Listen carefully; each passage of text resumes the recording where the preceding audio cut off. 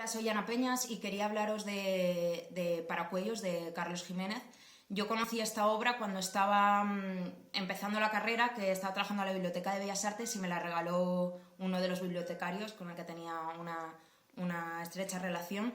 Y la verdad es que ha sido una obra muy significativa en mi vida porque yo ya en ese momento estaba explorando el tema de la memoria histórica. En ese momento era más a través de la pintura o de la ilustración, pero creo que fue el primer cómic que yo leí en Nacional que trabajaba la memoria histórica y la represión franquista, y me impactó mucho, ¿no? Como primero porque retrata una experiencia directa, ¿no? Biográfica de Carlos, pero también por la forma en la que tiene de narrarlo, ¿no?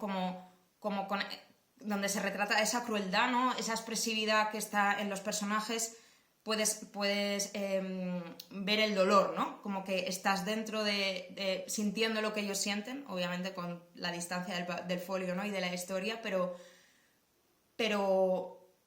hay algo ahí que te sumerge en esa época, y además me parece que es bonito que no olvida la ternura, ¿no? Hay una emoción que está presente.